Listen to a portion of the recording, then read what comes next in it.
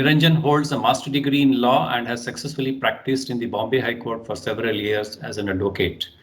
We welcome Mr. Niranjan Kirloskar for this session. Thank you very much, sir. Thank you. And just to, I think for the participants, I think I have given a brief about the company, the Fleet Guards Filters Private Limited. They are basically world-class filtration solutions providers for almost all the automobile applications and non-automobile as well. And more about this, I think we can hear it from Mr. Niranjan himself. Yes. So, should I start or? Just give me 2 minutes. I'll just finish off, then take forward. Let me welcome Mrs. Ira Gilani as well. She's a member of BCIC Management Committee and Director of Goldratt India. Ira is a management consultant with 16 years of experience across the industry sectors such as pharmaceuticals, apparel, retail, communications, and technology. Prior to her role as director at Goldratt India, Ira was a strategy consultant at Accenture. She has worked in consulting assignments and conducted workshops at companies such as Jindal Steel, Gokuldas Images, Tata Advanced Materials, and so on and so forth. Ira is an MBA graduate from IIFT New Delhi and economics graduate from Lady Shri Ram College. Ira is a TOC certified expert. She has been trained in TOC thinking process at Goldratt ODC program at Netherlands. Welcome, Mrs. Ira Gilani. Yeah, thank you, Prakash. Niranjan, to start off, if you can share with us, how has the last year been for you? What are the challenges you faced? How did you deal with them? And, some of the lessons learned so that the participants can gain from your expertise. Okay, thank you very much. So what I will try to do is, I will try to make this hour interesting. And after first 5 or 7 minutes, I'll switch off my video. Then I'm more comfortable talking. But coming to your question, Ira, about what did we do last year and how did we manage, I will come to that later because that is not so important. Let me tell you that. Let me assure you. Bad times, good times are always going to be there at any given point of time. Murphys are going to exist, they are going to come. But first, let me start with, I just want to show something. Now, can everybody see this? Not very well because it gets merged with the background. We can see the bottle. Yeah, okay. Now it's fine. When it's in front of you, it's fine. Okay, it's basically a bottle. Yes, we can see it now. Okay. It may be a beer bottle, it may be a whiskey bottle, it may be any kind of bottle. My question is, where is the bottleneck? Anybody can answer me because I need this answer.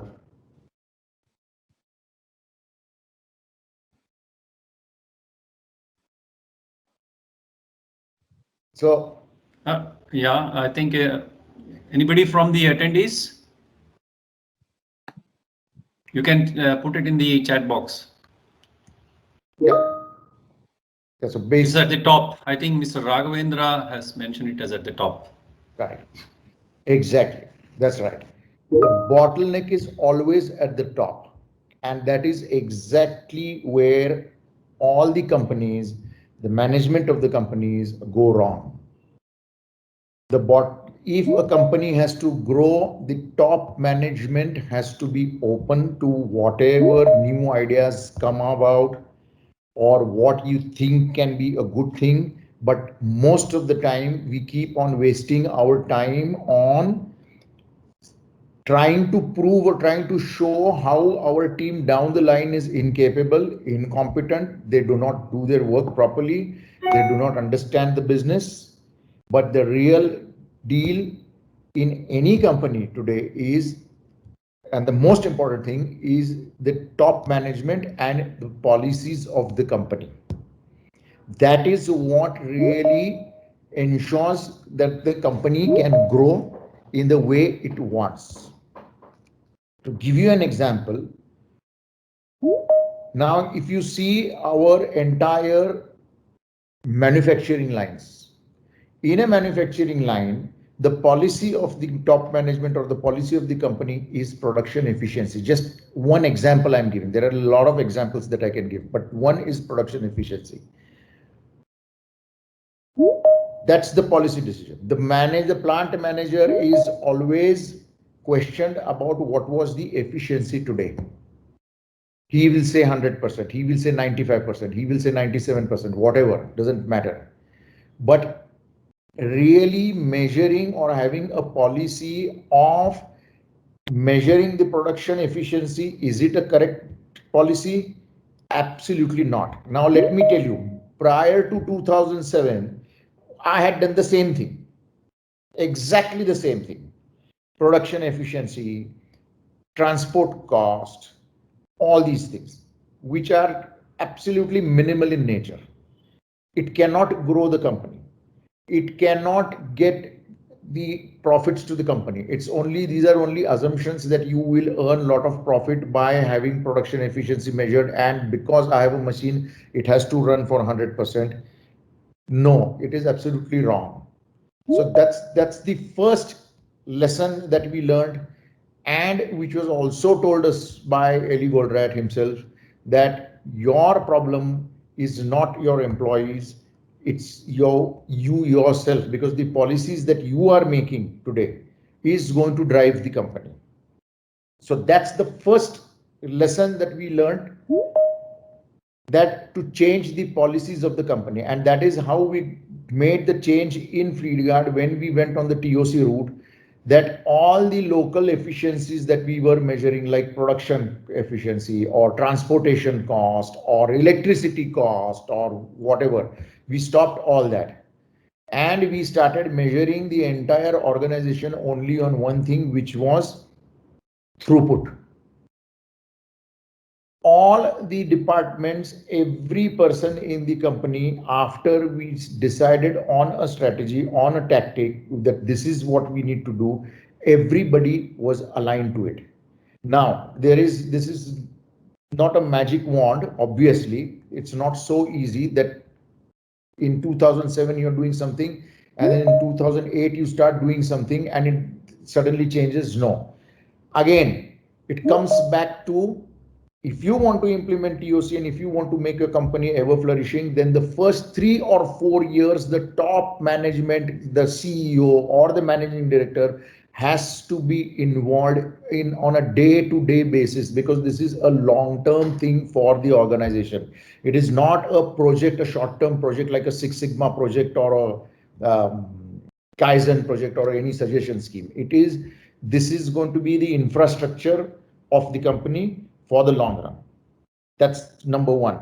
Number two, in TOC, whenever a company today, my experience has been, whenever a company wants to be ever flourishing company, the TOC is the best way, according to me. At least I do not know of any other good way of doing it, because we've already done it. The error that they make is the TOC implementation and execution is given to somebody down the line. Again, a big disaster, because that man who has been given the responsibility to really execute and implement TOC methodologies in the company has not been given the proper authority and proper responsibility to take decisions on the spot. There are policy decisions that needs to be changed, and therefore the top man has to be involved. This is what we did in our company. Right from day one, for the first 4 years, I was personally involved on a day-to-day basis to implement all the proper systems that will be required for TOC. Now, to give you an example, number one, in TOC, if you have to succeed, then product availability is the key. Now, if the product availability is the key, which means you need to have warehouses all over wherever you want to distribute. If you want to distribute in pan India, then the entire India needs to have, in various locations, you need to have your own warehouses. Those needs to be filled with inventories initially. So your inventories for the first 3 to 6 months are going to skyrocket. Because if today you had an inventory of 1 crore, that is going to go to 3 crores because you are filling all the warehouses to ensure that your product is available at the shortest lead time and whenever it has been demanded. In this process, what happens is because your inventories go up in your profit and loss account and in your balance sheet, you are going to see that inventory cost going up, obviously. Second thing, you are going to see the cost or the expenses that you are going to incur on the rent of the warehouses. All these costs are going to go up.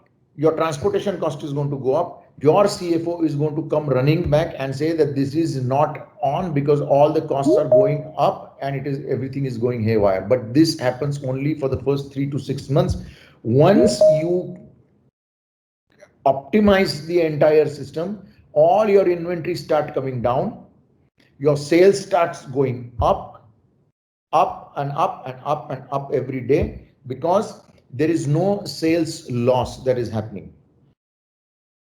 In many companies, what happens even today is, if you want to send, let us say your product is not available and you want to send a particular consignment at a premium, you will start calculating, oh, my transportation cost is going to go up, which is not true.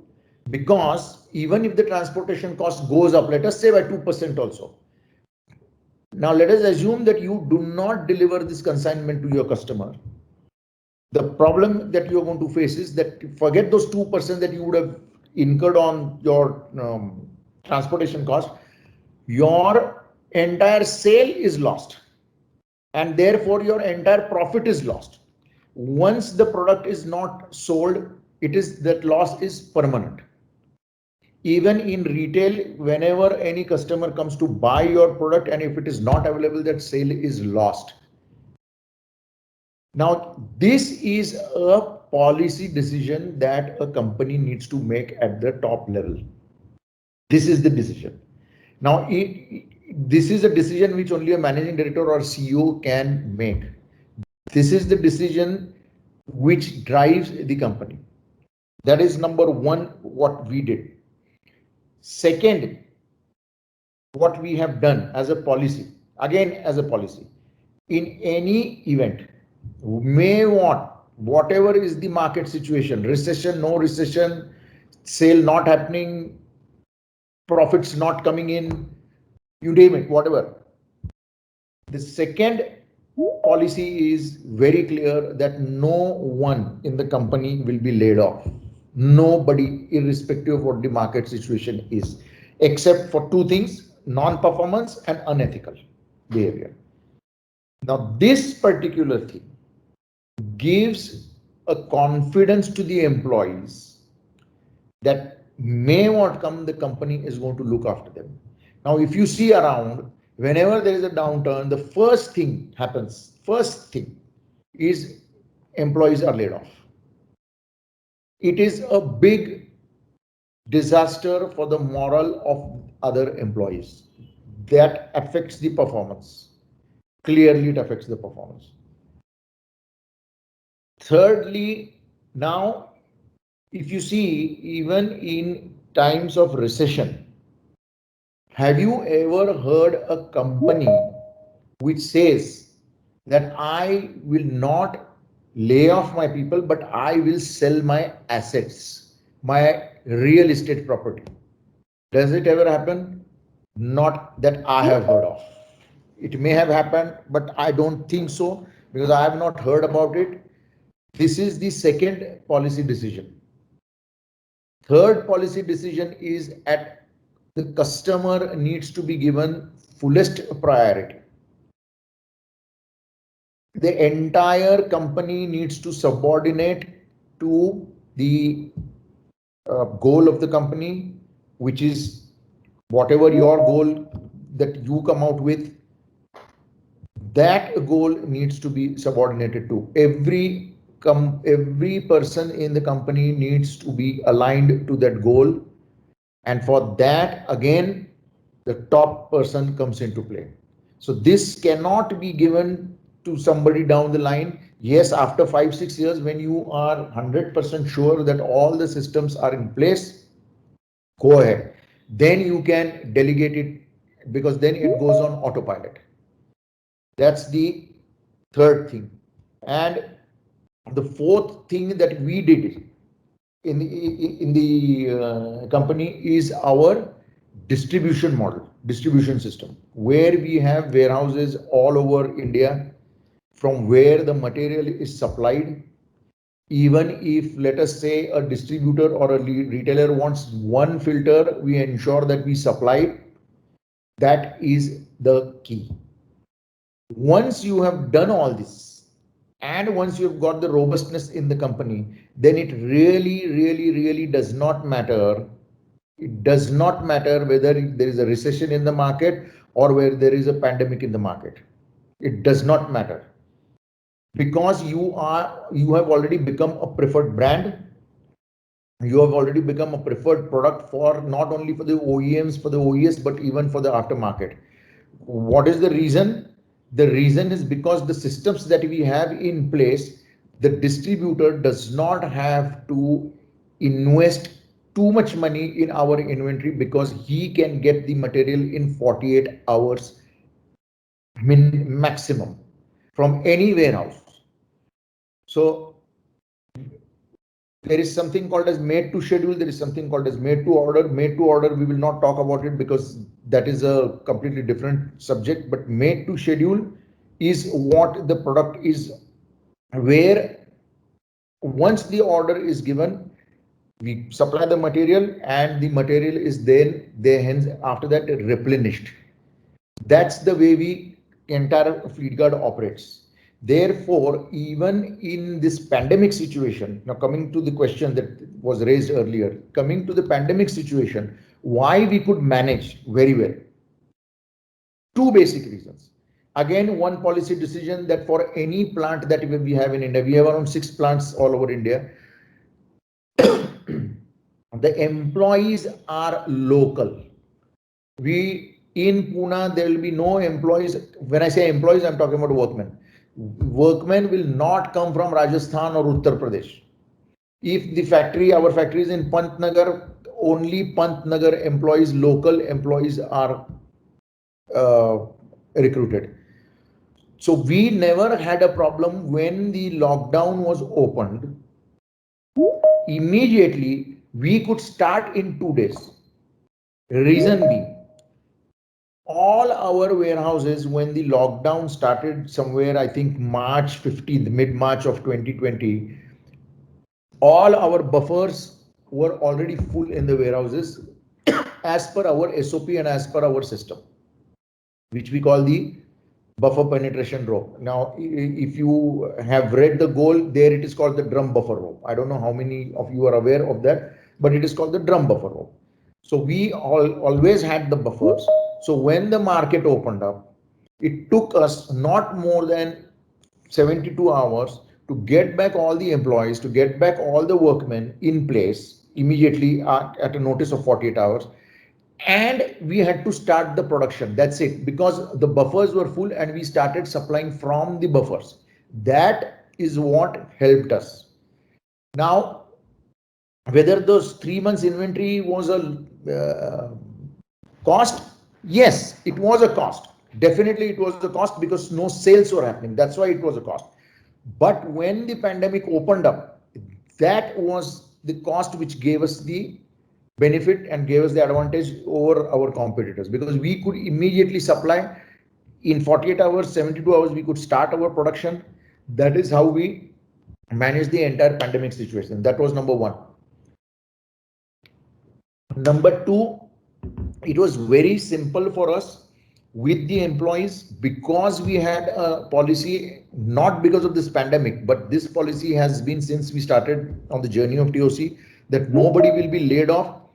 So we had to only send a circular to everybody that boss, for this year we have a problem, therefore we will not be able to give you any increments.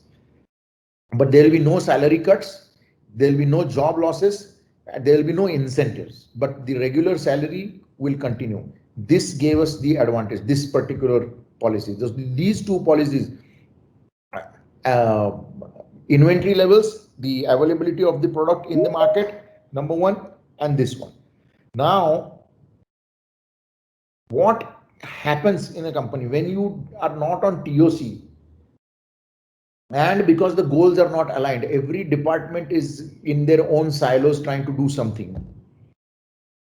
If you see in any one of you over here in your companies, you will be having at least minimum 100 improvement projects going on right now. Minimum 100. It may be Six Sigma, it may be Kaizen, it may be suggestion scheme, whatever. But now come to think of it. Does it really help in the long run? Will it help? For example, you have 4 machines, A, B, C, and D. A gives you, let us say, 12 an hour, B gives you 10 an hour, C gives you 13 an hour, and D gives you 14 an hour. This is a complete one line. So product comes from here and goes outside. So obviously the machine which is 10 per hour is going to be always your constraint. Always. If this machine of 10, which is your constraint, gives you makes only 9 products, then you have permanently lost production of 1 product. But what happens in the company? Because everybody is measured for something or the other by the top management, all the people will be working on all the machines to improve the productivity. So even if 10 per hour remains at 10 per hour and 14 per hour goes to 18 per hour, it is not going to help the company to grow its throughput at all. It will not, because you are not going to produce more than 10. So what have you done? You have wasted your resource, you have wasted your energy on a machine which in any ways was going to be immaterial or irrelevant for the increasing of productivity. But why did that employee do that? Because his superior is measuring him for improvements on those machines, but it does not improve the performance of the company. Therefore, now let us take an example of production efficiency. Now I am measured for a production efficiency of, let us say, 95% plus. But now I do not have orders from the market. But what am I measured for? Production efficiency. What is the sales guy measured for? Sales targets. He is not able to do it. There is no order. But I am measured for production efficiency. My incentives are based on production efficiency. So what do I do? I manufacture to show 95 plus production efficiency. Is it of any use? No, it is not. Because that thing goes into your inventories or warehouse, wherever you store it. And because there are no orders, nothing is dispatched. So what have you done? The plant manager, because he's measured for production efficiency, he does it. He gets his incentive. Has the product been sold? No, the product has not been sold because there was never an order. So then what happens? You have not only incurred cost of running the whole line, but you have incurred cost even in the raw material, even in the inventories. That is what you have done. So you have lost, there was no order, therefore you have lost money. So now look at another scenario. Again, coming back to a policy decision. If I have no orders, the plant will be shut. And that is exactly what we have been doing for the last 10 years now. If there are no orders, if your buffer penetration report is always green, yellow, and red, that is how we calculate it. Green is 100, yellow is 66, and red is 33. So if at any given point of time, all the products are in green, then the plant is shut. Nobody will do anything. Just sit in the plant, read newspapers, do your WhatsApp, play games on telephones, does not matter, but you will not start the line because our constraint is outside. We have to see why the product is not getting sold. Now, this particular situation, have we ever come across? Yes, we have twice during the time of recession. So we had taken a complete shutdown of all the plants, and we said we will not start till such a time the greens get into yellow. It took us a week, but we saved a lot of money on because the plants were shut. No costs were incurred, absolutely zero costs. Now take a person in your sales. A sales guy is again a policy decision, is measured for sales. In Fleetguard, believe it or not, but it's a fact, our sales guys are not measured for sales target. They are not measured for sales target. Let me repeat, they are not measured for sales target. We have our yearly conference now. Due to this pandemic, we could not have it this time, but we every year purposely have our yearly sales conference starting 29th March, ending 3rd April.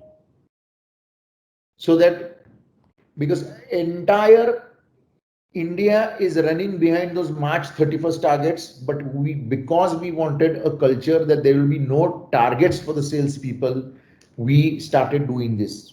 Now, what are our salespeople really measured for them? We have something called as a fixed day, fixed route plan, where we have defined a process. He has to keep on following that process. What is that process? If you go to a particular area, let us say Pune, for example. In Pune, let us take an area Deccan Gymkhana. In Deccan Gymkhana, how many other distributors you have to meet them every day, every time, whenever you go there. So that's his fixed route. So if that fixed route plan today is Deccan Gymkhana, he will go to Deccan Gymkhana. Who are the distributors, who are the retailers, who are the mechanics over there? He will meet them, tell them about our new products, new range, etc. But he will not talk about sales target. Why salespeople should not be measured for sales? Let me tell you something. A distributor or a retailer, he is not interested. A distributor is not interested in higher margin. Let me tell you that. A distributor is interested in rollover of his money, his inventory turns. That is what he's interested in. Why am I telling you this? Because if he were to be interested in, let us say, profitability, a company at the end of the month or at the end of the financial year, when the sales people go to the distributor and tell the distributor, listen, boss, mera target khatam karna hai, so you please give me some scheme, give me some discount. He gets the discount and he sells it to the distributor. He goes to his manager. The sales guy goes to his manager. Oh, for this target to get over, I need to do something. So they give a scheme because there is a pressure of target. Again, sales measurement, sales target is measured. Because sales are measured, the sales manager is always under a pressure to somehow show sales.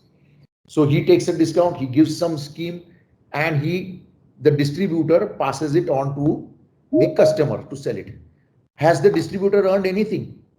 Nothing. He has in fact lost money. Has the company earned anything? No.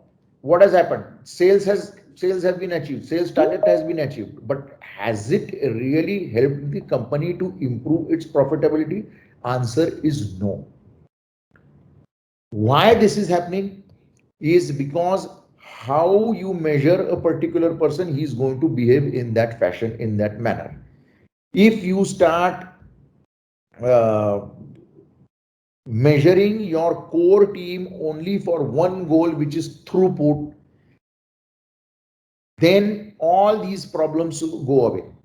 If the entire team, the core team is aligned, see the team below who works at the ground level are to be only driven by process. Those processes is the job of the top management. And those processes need to be followed by people down the line. Whatever is your core team, they have to have a common goal, and that common goal cannot be anything but your market.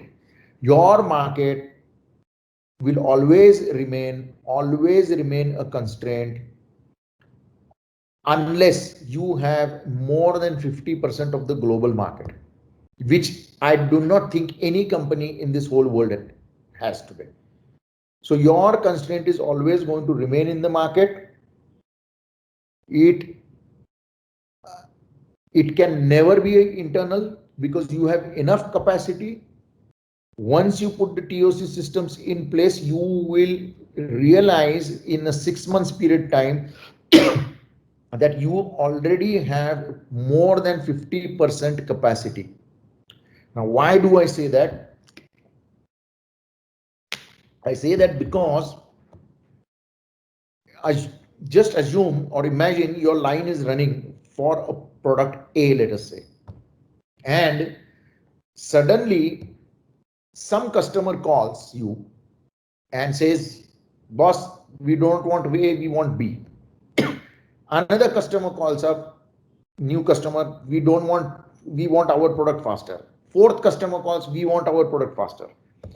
You will always go and make a choice of manufacturing a product of that customer who will scream the most on the telephone. So product A, you have already made something, half wastage, you stop it, you get in B. So what has happened? You've already wasted the capacity, you've already wasted the resources, you've already incurred the cost in making that product A halfway.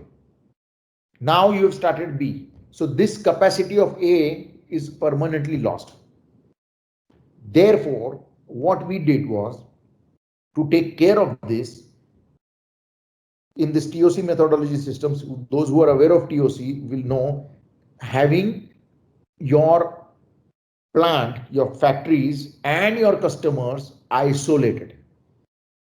Our plants or our customers are not connected to the plant at all. There is something called as a buffer in between, which is the warehouse. Now this warehouse takes all the shock of the customers. Because we have those inventory levels well defined, there is a formula for that. It's no rocket science. And that formula keeps on changing.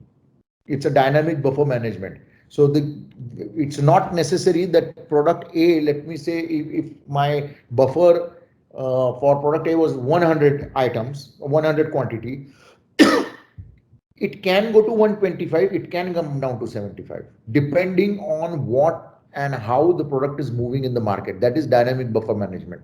So this buffer management is dynamic. Now assume, let us say a product A is continuously in green for the last 6 months. It's never gone to yellow. Automatically those norms will change. So that 100 can come down to 70. If a particular product is continuously between red and yellow, red and yellow, red and yellow, this 100 can go to 125, can go to 150. This is the way we have been operating for the past 10 years. And therefore, even in this pandemic situation, we could easily turn around.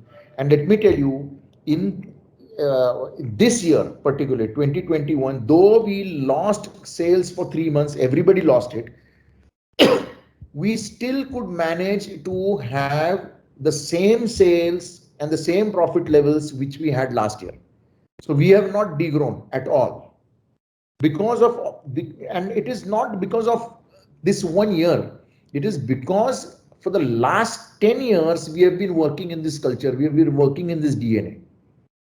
Therefore, even in recession time, I think 2012 or 2013, even in recession time, because all our inventories are dynamic, it was very easy for us to reduce the inventory levels within 48 hours because it was dynamic, and it was the inventory which in any ways would have been sold.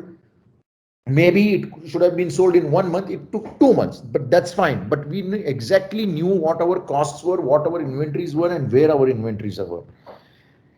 This particular 10 years of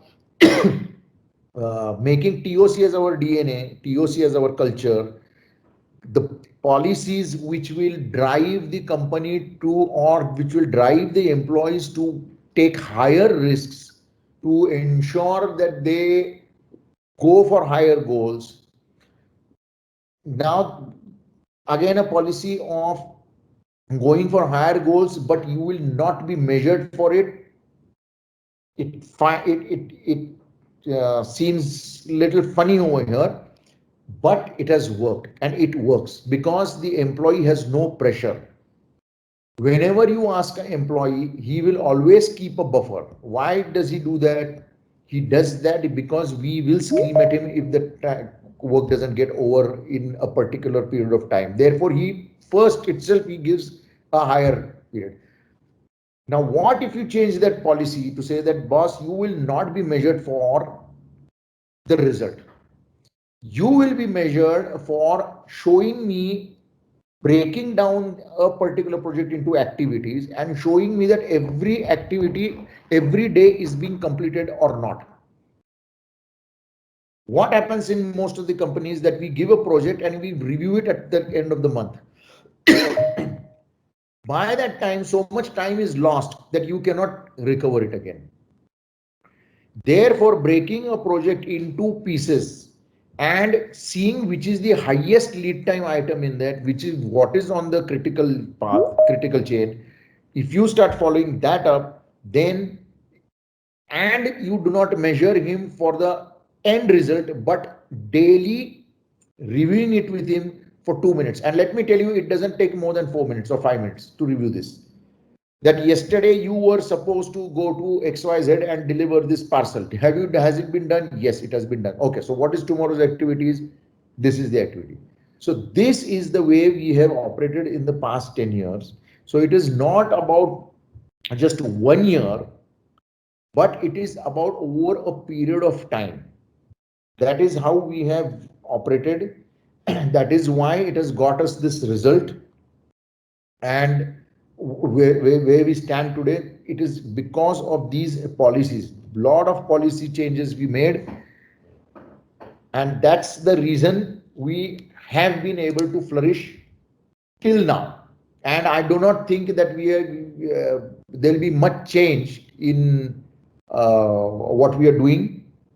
But if everybody follows this and just sit and think about what your policies are, or those people who are attending this, what are you measured for in an organization, you'll start realizing why you do this, why am I doing this, whether it is really helping my company to increase the profitability that we want, or are everybody working in different directions, which normally happens.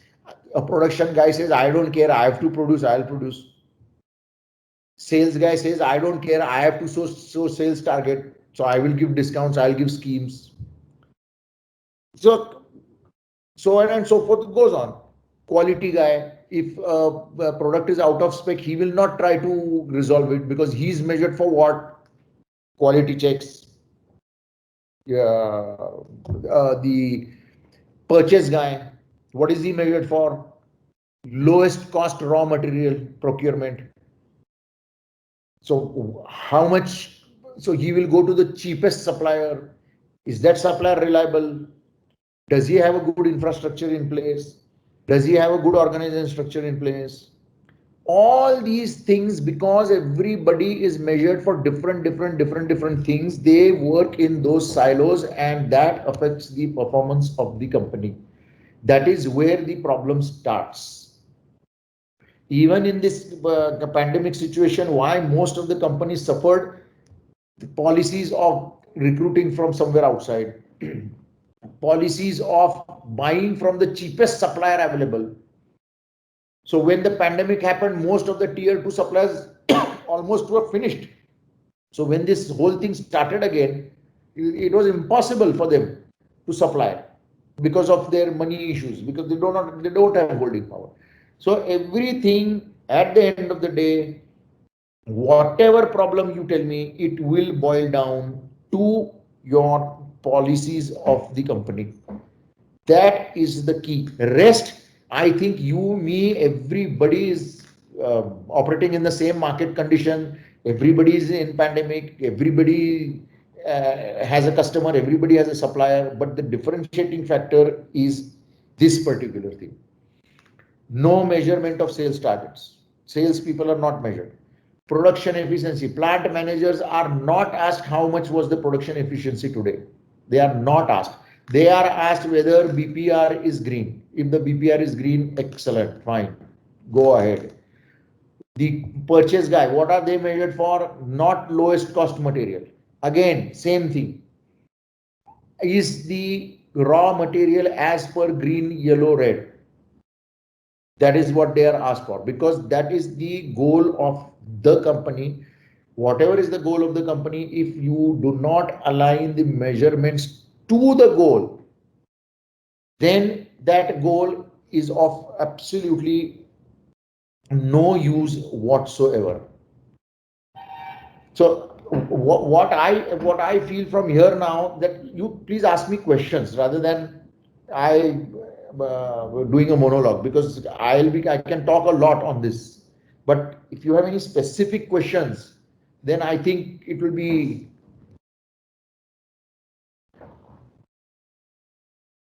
Yes, I can see actually somebody has raised hand. So what I would request all of you is, if you have a question, you can also type in the chat box. So one by one, we will be able to address the questions.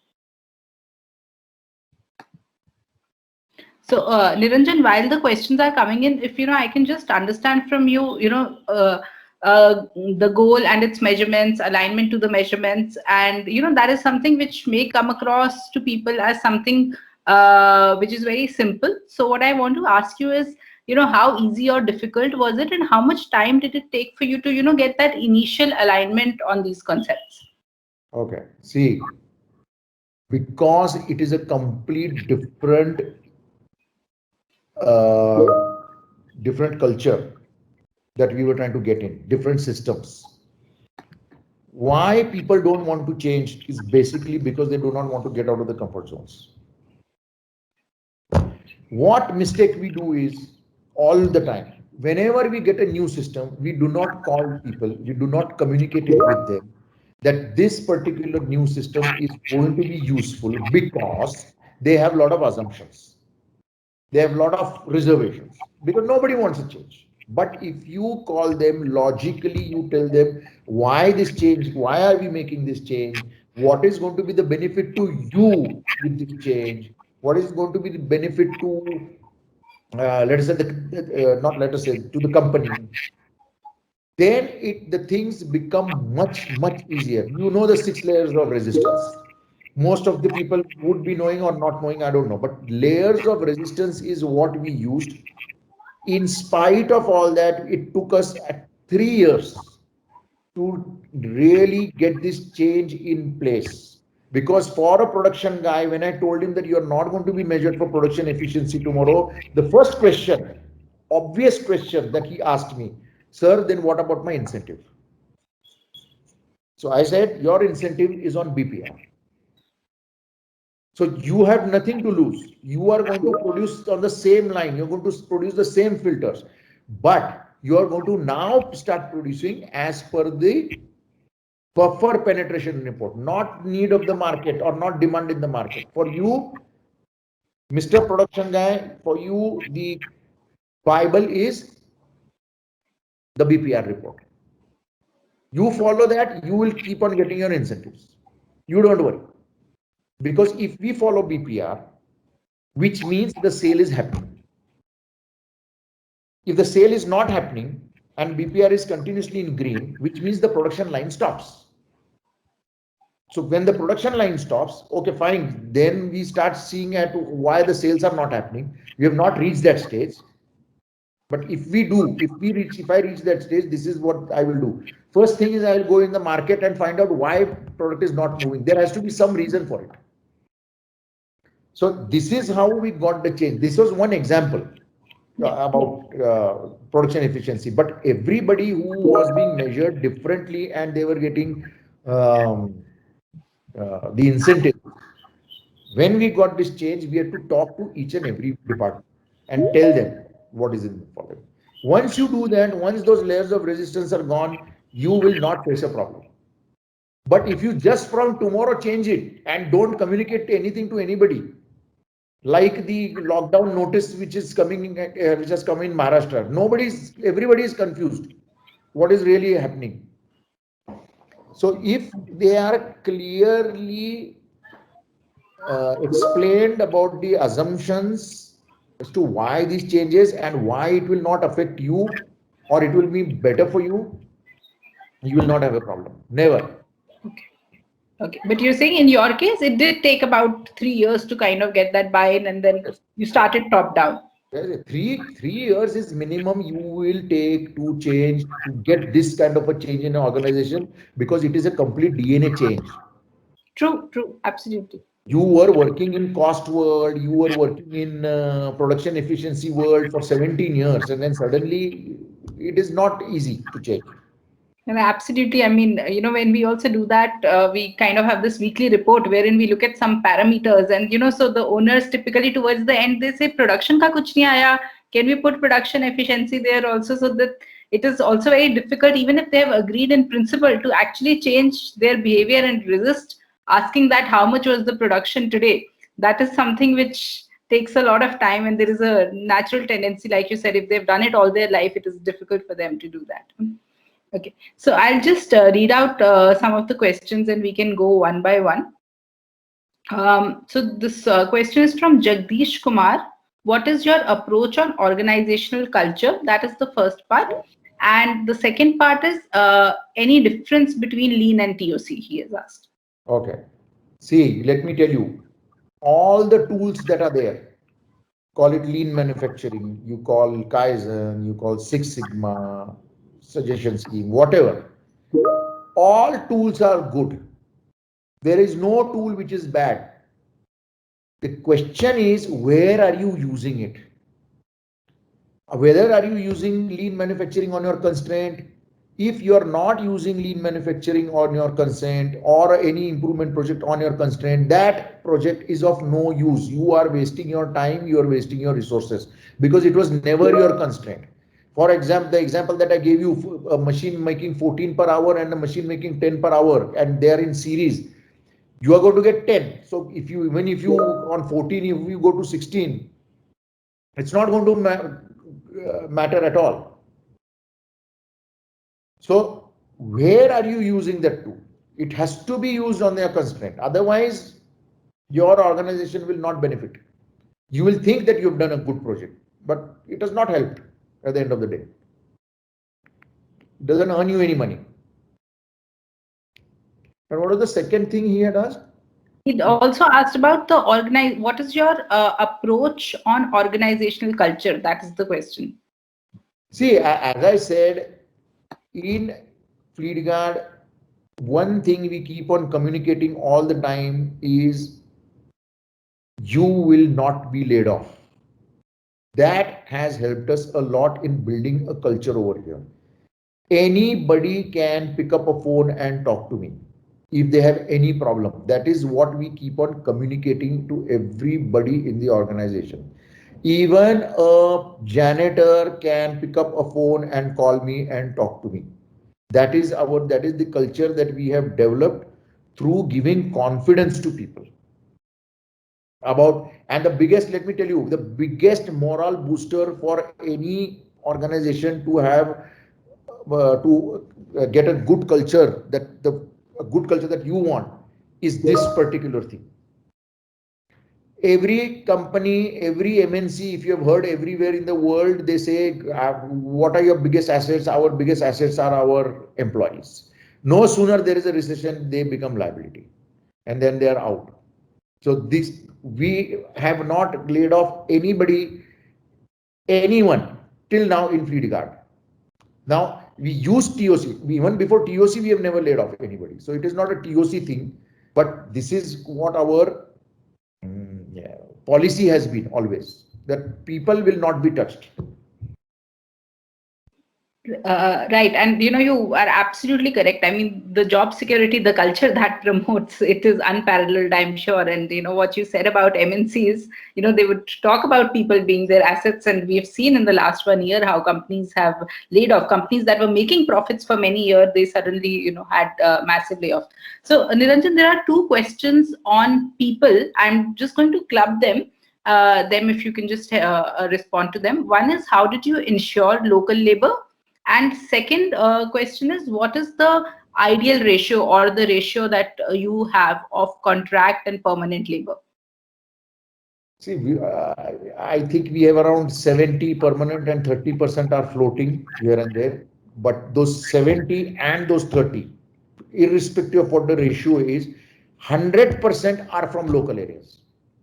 Now, local areas means, let us say my factory in Pune, it is in a village called Nandur, which is on the Solapur highway. Now, there are around, in that taluka, there are around 19 villages, approximately. So, all the people are from those 19 villages only. And now, initially, we did face problems because they were trying to do a lot of dadagiri and political interference and all that. But that is everywhere in India. And it has nothing to do with TOC over here, frankly speaking. But as long as we show them win-win, which TOC talks about, there is no issue. But having where your plant is, you having people from that locality, it gives you more benefit than disadvantages. Yes, a disadvantages is that they can become more powerful. But also remember, if tomorrow you decide, if they are acting too funny and you decide, fine, I don't want to run the plant here, they are dead and gone. They have no other job. So you have to balance that all the time. So it's no one rule over here. But as a policy, people will be local. Now I need 100 people. There are only 100 people in the village. I need 101st, then I have to go out, obviously. But you don't reach such a situation in a country like ours. Yeah. So, but do you also maybe, in the beginning, if you do not have skilled manpower in that area, do you also actually help them with skills and training to get them up to speed? Yes, that we have to do.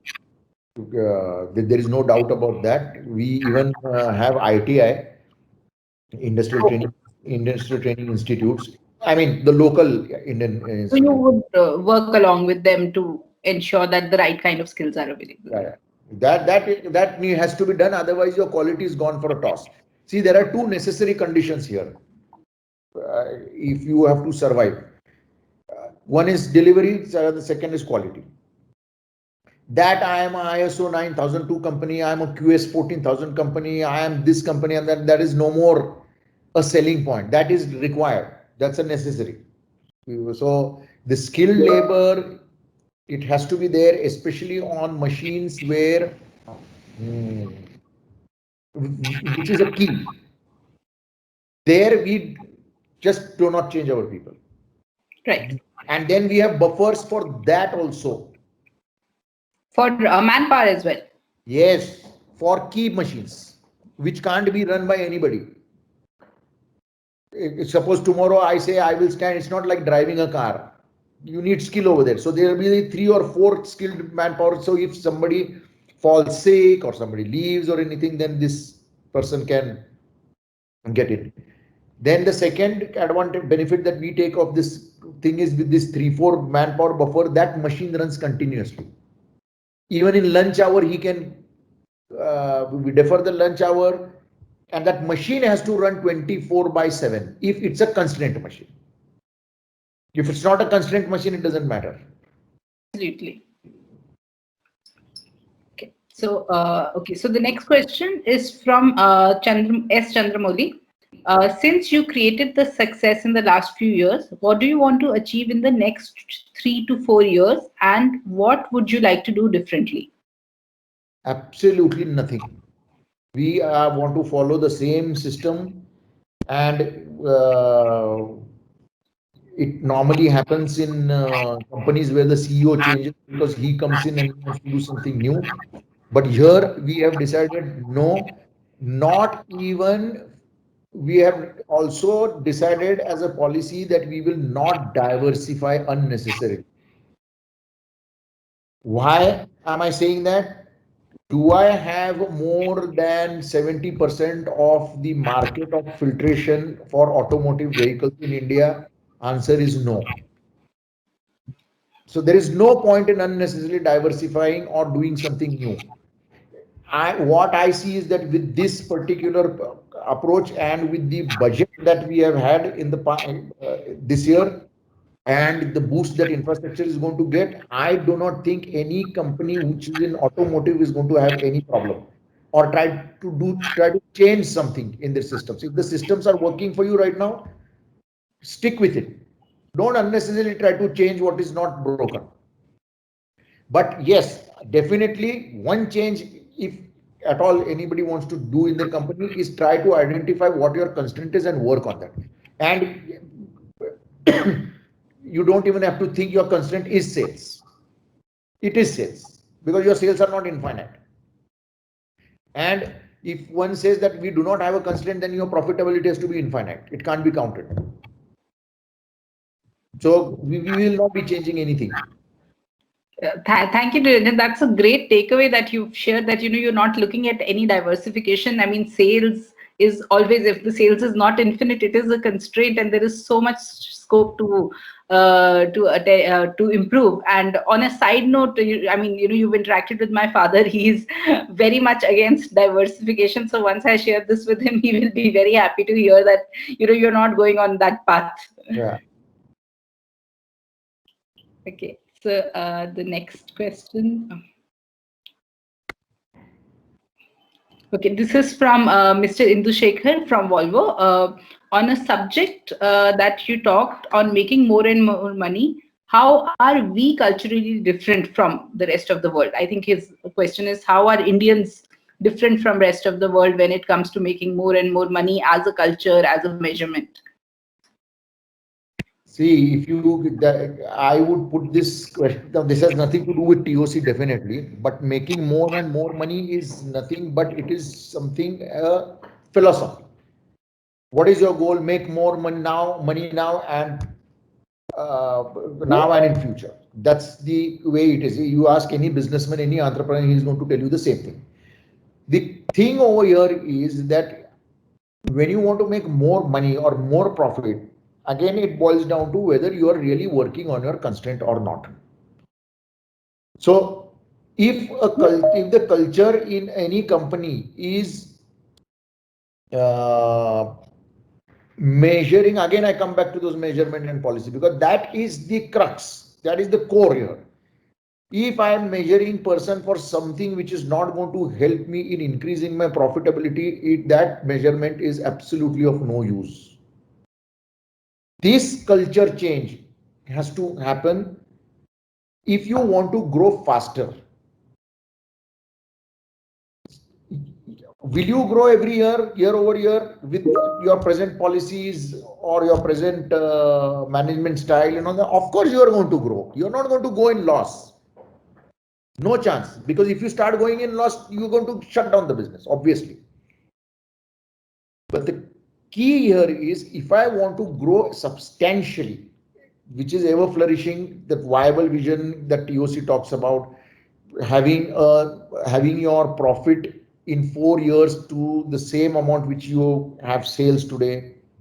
If you want to do that, then that is what I'm talking about. But if you don't do TOC, let us say you are not a TOC company, you are not interested in TOC, you'll still do profits with whatever culture that you have in-house. But if you want to grow at a faster rate, then this will definitely help. And this reduces the stress of your employees also, this particular culture. So to answer that question, irrespective of what culture you have, you will still make profit. Right. Thank you. So there's one more question. It's not very clear to me. I'll try to rephrase it. I think the question is that if you do not have targets, how do you give incentives? You talked about that in your talk. Maybe if you could just throw a little more light on that. Yes. Now we have set up some processes for all the people. Right. Now incentives are for basically the core people, and increments is for people who have to only follow the processes. Now there is a particular chunk that we have in our policy, that this particular amount will be declared as incentive. Now those people who are measured for processes, they get incentives on the processes that they follow, and that is the result that we are going to get. If they don't follow those processes, then you are not going to get the desired throughput that you want to get or the desired profitability that you want to get. The entire organization gets its incentives on the profitability levels. Therefore, if everybody has followed the process, you are going to get that desired result. Thereby, people are going to get their incentives. Now, what are those incentives? It depends on the bracket to bracket. Grade A, grade B, grade C. But that's the way it operates. A person in a development, in the development department, has processes for developing a particular product, following the critical chain project management. That is what we follow in Fieldguard, CCPM. So there is a process. He has to follow that. If he follows that, we are going to get the desired results. Now, if we don't get the desired results, we will come back on that document. What has gone wrong? But not on the result. We never focus on the results. If the process is good, result has to come out. There's no doubt. Because if you start following, asking for only for results without understanding the process, you are going to get different product all the time. Manufacturing processes, for example, you do not, in a manufacturing industry or a manufacturing process, you don't change the process every day. It's the same process. Yes, sometimes you get a bad quality product, but that is an acceptable thing. So same thing. This is a manufacturing process. Follow it, keep on following it, you will get that product out. So another question, how do you promote a culture of self-learning and development? We don't. Because I will tell you why. What we do is, now what is my, again we come back from that same chain. What is my constraint? My constraint is sales. To do sales, what do I need to do? I need to obviously have a product. I need to have a quality product. If I have to have a quality product, what do I need? I need good manufacturing process. I give training of those manufacturing processes to those people. Now the product has to be developed. What do I do? I need to give development training, how to develop a product. So your DVPNR, FMEA and DFMEA, whatever, those are, give training about that. Give TOC training.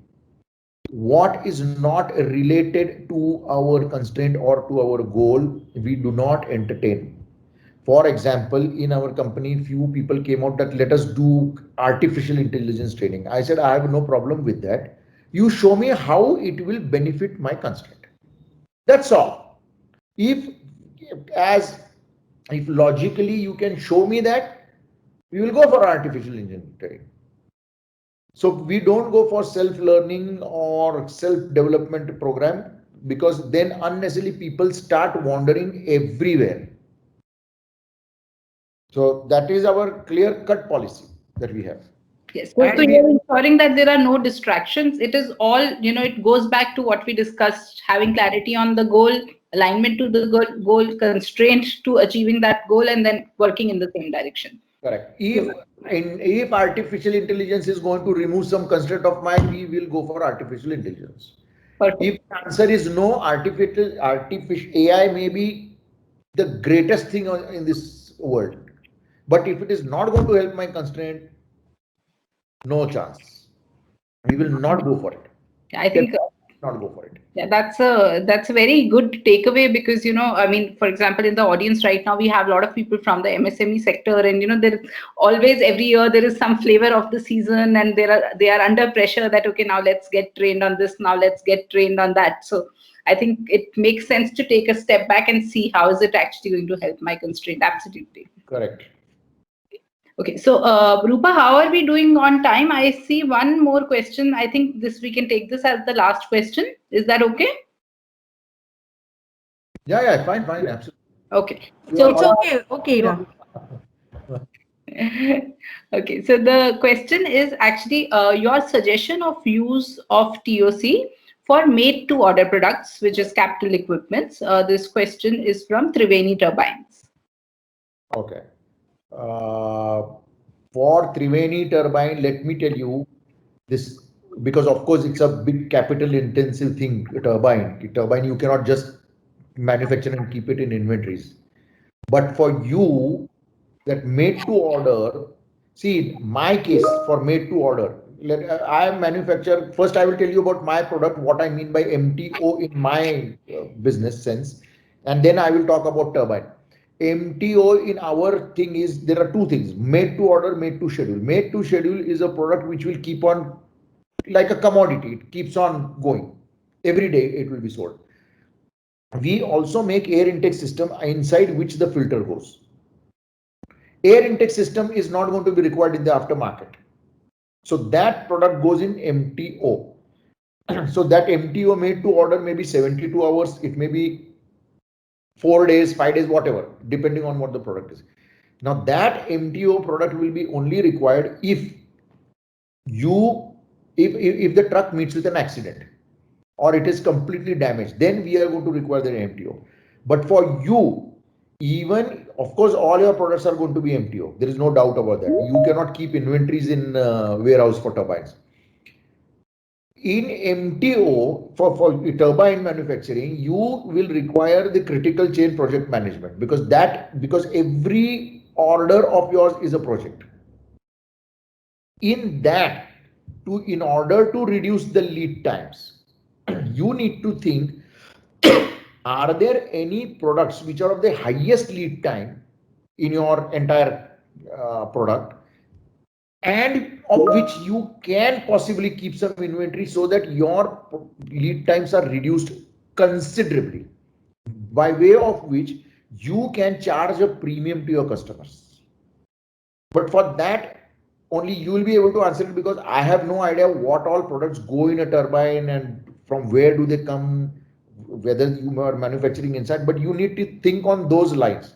How, if today I get an order for a turbine, whatever XYZ megawatts turbine, then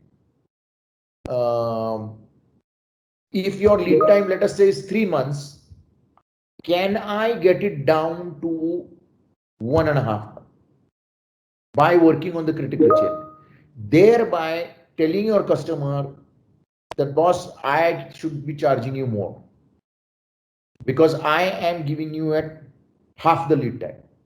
And let me tell you, it is very much possible. It is very much possible.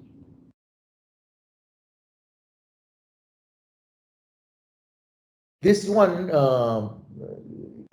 Ira, I will take this one. Electrification. Yes, is this has come from Prakash. Okay.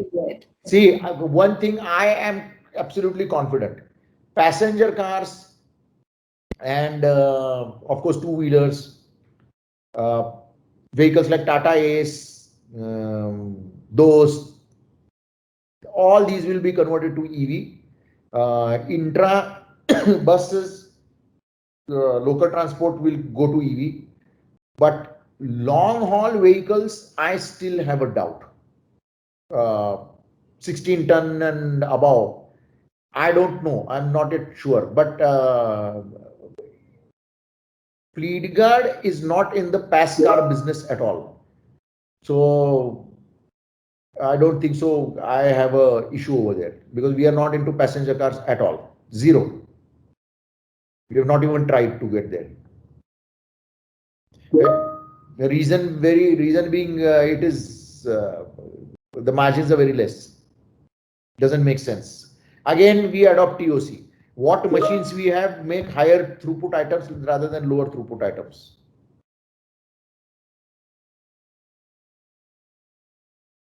Right. Actually, that's a very good point. You're actually covering about not going into every market, not going into passenger vehicles, looking at your capacity, looking at the products that will give you through maximum throughput per constraint unit. So using that as a goalpost and decision making. I mean, to be honest, you are making it sound so easy. I mean, we have also witnessed this at our times, but it, of course, coming from you, and your conviction and the results that you have seen. I mean, I'm sure many of the participants who have attended today will be able to benefit.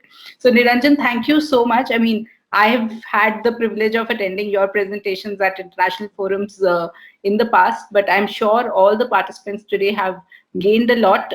In case some of them need information on something else, I'm going to, in case they need to reach out to you, is it okay if, through the chamber they can address questions? Absolutely no problem. You can give my telephone number. You can give my email ID. Thank you so much. We really appreciate that. And Prakash, if you'd like to add a few points, please, before we close. Yeah, thank you, Ira-san and Niranjan-san for this kind of wonderful insights into many things which probably we are all, what I would say, almost all the time we are discussing so many issues, but I think in this session, a lot of insights on how do you want to focus and where do you want to focus, and how this company is able to hold on to the whatever the principles or the goals which they decided in last 10 years. They've been able to sustain that same way. It's really amazing that they're still doing well, and they are very confident. The confidence at which Mr. Niranjan mentioned that they will not diversify, or of course he did say with a clear reason as to why he said like that, but now this all gives a very good inputs for those companies which are right now in a confused state of mind when it comes to how do you want to grow their business and what they want to do. So I think it's very, very nice that we could hear directly from the managing director of the company, which has probably today, I think the figures were not shared, but if you go and visit their websites, you will come to know how they have performed very well in the last 10 years. Now, I was told that it is about even 10% is less. It's a lower limit for them as a CAGR percentage year on year, not year on year, but it's quarter on quarter. So it's quite amazing, when we look at this. So it's always good to hear directly from the person who has steered the company and is still steering and is still doing very well. Thank you very much, Mr. Niranjan, and we would like to welcome you to the BCIC membership as well. If you are, I just came to know that you are not the member, but we would like to invite you to become a member of the BCIC. Thank you very much once again. Yes, let me answer you this question. Again, I will think about whether it will help. Going to be a constraint. That question that we ask ourselves every time. No, I think now the constraint is in the market. Your company can do a lot in trying to make this help for Make in India, Atmanirbhar Bharat. I think these principles, what you are trying to share, it's nothing that definitely other companies can get benefited. How to do it? I think these kind of sessions. I will definitely join. Please send me an email of what am I supposed to do to join. I will be very glad to come and deliver speeches, talk to companies, talk to smaller companies, not bigger companies. Yes. Smaller companies need it. The entrepreneurs need this knowledge. Right. I think that's very wonderful, and thank you very much. I think with this we can conclude the session. Thank you very much for all the people attending this session. Once again, thank you, Ira-san and Mr. Niranjan. Thank you. Thank you. Thank you very much, Thank sir. you, everyone. Bye-bye. See you, Ira. Thank you very much. Thank you. Thank you, Niranjan. Bye-bye. Thank you. Give my regards to Ravi. Absolutely, we'll do that. Thank you. Okay.